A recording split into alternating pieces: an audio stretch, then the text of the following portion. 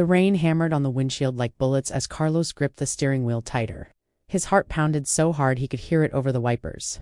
He had driven for hours straight just to see her smile. Tonight was supposed to be perfect. He parked his old pickup behind the glittering hotel, grabbed the bouquet of red roses and the small anniversary gift, and slipped through the side entrance like a shadow. The sounds of laughter and clinking glasses grew louder. He smiled to himself, imagining Laura's face when she saw him. She always says, "I'm too predictable." Not tonight, baby. He pushed open the ballroom door just enough to scan the crowd, and that's when the world stopped. There she was, his wife of 8 years, pressed against a tall man in a designer suit. Her arms around his neck, kissing him with a passion Carlos hadn't seen in years. Her hands were in his hair. His hands were on her waist, pulling her closer. The same waist Carlos had held every night for years. The roses slipped from his fingers and hit the floor. He couldn't move, couldn't breathe. The music, the lights, everything blurred into a sickening haze. Laura pulled back, laughing softly, and whispered something into the man's ear. The man Carlos now recognized him as Victor. Her boss grinned and kissed her forehead. Carlos stumbled backward into the hallway, chest burning. He pressed his back against the cold wall, trying not to vomit. How long? How long has this been going on? He forced himself to stay hidden, watching from the shadows as the night continued. Laura glowed under the chandeliers, the perfect wife everyone envied. No one knew the truth. No one except him now. The perfect life that wasn't. 2 weeks earlier, Carlos had been planning this surprise for their anniversary. He was the quiet, reliable husband, the one who worked 2 jobs so Laura could chase her corporate dreams. She had risen fast at the company, fancy titles, bigger salary, late nights at the office. He had ignored the signs. The new lingerie he never saw her wear for him. The sudden business trips, the way she looked at her phone and smiled when she thought he wasn't watching, but he loved her. God, he loved her. That night, after seeing the kiss, Carlos drove home in silence. He didn't cry. He just sat in their living room until sunrise, staring at their wedding photos. The next morning, Laura came home acting normal, complaining about how boring the party was. She kissed him on the cheek like nothing happened. Carlos smiled back. "Sounds rough, babe. I'm sorry I couldn't be there." Inside, something cold and sharp had awakened. 3 days later, Carlos did what any broken man would do. He checked the credit card statements, hundreds of dollars at expensive restaurants, hotel charges, jewelry he never saw. All on dates he was supposedly working late. But the real shock came when he opened her laptop she'd forgotten to log out. There were messages. Dozens of them. "Victor, when are you finally leaving that loser? I'm tired of hiding. Laura, soon. He still thinks I love him. Once the inheritance clears, we'll be set." Inheritance? What inheritance? Carlos's blood ran cold. His own mother had passed away 6 months ago, leaving a modest house. But Laura had been pushing him to sell it fast. Now he understood why. Hidden clues. He started digging quietly. Installed a small tracker on her car. Recorded phone calls. Every new piece of information carved another wound. He discovered Laura had been cheating for almost 2 years. Victor wasn't just her boss, he was the son of the company owner. They had plans, big plans. Laura had been slowly moving assets, preparing to divorce Carlos and take everything. But the worst part? Their best friend Miguel had known the entire time. Miguel, who had been Carlos's confidant since college, who had stood as godfather at their wedding, he had covered for them multiple times. Carlos sat in his truck outside Miguel's house one rainy night, shaking with rage. The betrayal cut deeper than Laura's.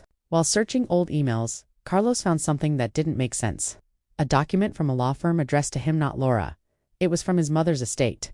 She had left him something far bigger than the house, a 40% stake in a quiet logistics company his grandfather had founded decades ago. The company had grown massively. Carlos was technically a secret multimillionaire, and he had never known. His mother had hidden it from him, fearing he would tell Laura. She had been right. The company was now worth millions, and Laura had been trying to get him to sign papers that would have transferred control to her. The deepest betrayal. Carlos confronted Miguel first, not with anger, but with cold calm. Miguel broke quickly. "She said you were holding her back, man. Victor could give her the life she deserved. I was just trying to help her." Carlos recorded every word. Then came the night Laura brought Victor home while Carlos was away on a job. He had hidden cameras ready. He watched them in his bed, laughing about how naive he was, how they would drain the inheritance and leave him with nothing. Hidden identity. While reviewing company documents, Carlos discovered the final piece. Victor wasn't just the boss's son, he was also married with 2 kids, and had been using company funds to maintain both relationships. Laura knew. She didn't care. "Forever. I drove all night to surprise you once. Now I don't even need to drive to watch you disappear from my life." He closed the gate and never looked back. But the story didn't end there. Revenge, true revenge, has a long tail. In the weeks that followed the gala, the scandal exploded across every major news outlet and social media platform. Corporate affair exposed, heir caught with married executive, secret recordings, shock industry. The videos went viral. Clips of Laura's face crumbling on stage were remixed with dramatic music and shared millions of times. Laura tried to fight back. She hired expensive lawyers, cried in interviews claiming she was the real victim of a controlling husband who had set her up. But the evidence was overwhelming. Bank records, timestamps, hotel receipts, and the clear audio of her laughing about draining Carlos's inheritance destroyed her narrative. Victor fared even worse. His wife not only divorced him but took him to court for every penny. The company board launched a full investigation. Millions in embezzled funds were traced back to accounts Laura had helped him hide. Both of them were fired immediately. Criminal charges followed: fraud, conspiracy, and misappropriation of company assets. The fall. Carlos watched it all from his new life, but he wasn't done yet. He used part of his newly accessible wealth to ensure justice went deeper. He anonymously funded legal support for Victor's ex-wife and children. He also reached out to Laura's elderly parents, who had always treated him like a son. They were devastated when they learned the truth. One afternoon, Laura's mother called him in tears. "We raised her better than this." "I'm so sorry, mijo." Carlos didn't gloat. He simply said, "I loved her. I really did. But some people choose poison instead of water." Meanwhile, Miguel, the former best friend, tried to apologize publicly. He posted a long, tearful video begging for forgiveness. Carlos responded by releasing the recording of their confrontation. The internet tore Miguel apart. He lost his job, his fiancée left him, and he eventually moved out of state to escape the shame. Deeper healing and one last twist. 6 months turned into a year. Carlos had transformed. He sold the old house filled with painful memories and fully embraced the legacy his mother and grandfather had protected. The logistics company thrived under his quiet leadership. He brought in honest executives, increased employee benefits, and even started a foundation in his mother's name to help victims of financial abuse in marriages. He began dating again slowly. Sophia, a kind architect who had no idea about his money at first, made him laugh in ways he had forgotten were possible. For the first time in years, he felt even worse. Laura had been the one who suggested using Carlos's inheritance to cover Victor's embezzlement. She was the mastermind. Carlos now had everything: recordings, financial trails, messages, videos. But he waited. Villain's temporary victory. Laura finally served the divorce papers. She looked at him with fake pity. "You're a good man, Carlos, but we grew apart. I deserve more." Victor stood beside her at the lawyer's office, smirking. They offered him a tiny settlement, barely enough for a used car. They thought he would crumble. Carlos signed without argument. He even cried a little for show.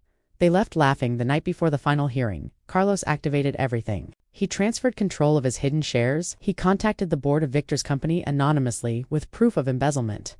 He sent the full dossier: videos, messages, financial records to Victor's wife, to Laura's entire family, and to the company's major investors. Public confrontation. The company's annual gala was the perfect stage. Carlos walked in wearing a tailored suit no one had ever seen him in. Laura and Victor were on stage giving a speech about integrity and teamwork. Carlos stepped forward with a microphone. The room fell silent as he played the first video. Laura and Victor in their own bed. Gasps. Phones came out. Security tried to stop him, but it was too late. He looked straight at Laura. "You wanted a surprise, baby? Here it is. The biggest revelation." As chaos erupted, Carlos dropped the final bomb. "By the way, that worthless husband you tried to destroy, I own 40% of the parent company that owns this one." Effective immediately, Victor is fired and the board has voted to remove anyone associated with this scandal. Security dragged Victor away. Laura stood frozen, mascara running, as her perfect world collapsed in front of hundreds of colleagues and influencers. Laura tried to run to him, sobbing, begging for forgiveness. "Carlos, please, I made a mistake. I love you." He looked at her with ice in his eyes. "You never loved me. You loved what you could take from me." He walked away as cameras flashed. Victor's wife had already filed for divorce and frozen accounts. The police were waiting outside for both of them. 6 months later, Carlos stood on the balcony of his new coastal home, the one his mother had secretly protected for him. The company had compensated him generously after the scandal. He was free. Laura had lost everything: job, reputation, Victor, who was facing charges, and any chance at the inheritance. She now lived in a small apartment, begging for forgiveness in messages he never answered. One final night, she showed up at his gate, broken and desperate. "I was wrong. We can start over." Carlos looked at her for a long moment, then spoke the words that would haunt her. But fate had one final twist. On the second anniversary of that fateful night, Carlos received an unexpected visitor at his coastal home. It was Laura. She looked like a ghost of her former self. Thin eyes, sunken, clothes that had once been designer now worn and faded. No makeup, no confidence. Just raw desperation. "I have nothing left, Carlos," she whispered through the gate intercom. "Victor left the country to avoid jail. My family won't speak to me. I sleep on my cousin's couch. Please, I'm begging you. Help me get back on my feet. For the sake of the years we had." Carlos stepped outside, the ocean breeze moving through his hair. He looked at the woman he once would have died for. For a long moment, silence stretched between them. Then he spoke, his voice calm but carrying the weight of every betrayal. "You know what hurts the most, Laura?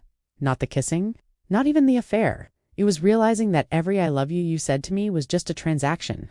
You counted my value in dollars and convenience. You looked at the man who worked double shifts, rubbed your feet after your long days, and supported your dreams. And you saw a fool to be used." Tears streamed down her face. "I was stupid, greedy. I know that now. But people change. I've changed." Carlos smiled sadly. "Some changes come too late." He reached into his pocket and pulled out an envelope. Inside was a check, not for millions, but for $10,000. Enough to get her into a decent apartment and a fresh start, but nothing more. Laura's eyes widened with desperate hope. "Thank you. Thank you so much. I knew you still had a good heart." As she reached for it, Carlos pulled it back slightly. "There's one condition," he said. "You sign this document. It's a legal agreement. You can never contact me, my family, or anyone in my circle again. No more messages. No more surprise visits. You take this money and you disappear from my life completely forever." Laura hesitated only a second before signing with shaking hands as she took the check. Carlos looked her dead in the eyes and delivered the final blow. "I drove all night once to surprise the woman I loved. Tonight I'm paying to make sure the stranger who destroyed her never surprises me again." Laura stood there, clutching the check like it was salvation. As Carlos turned and walked back toward the warm lights of his home where Sophia waited with dinner on the table, he didn't look back.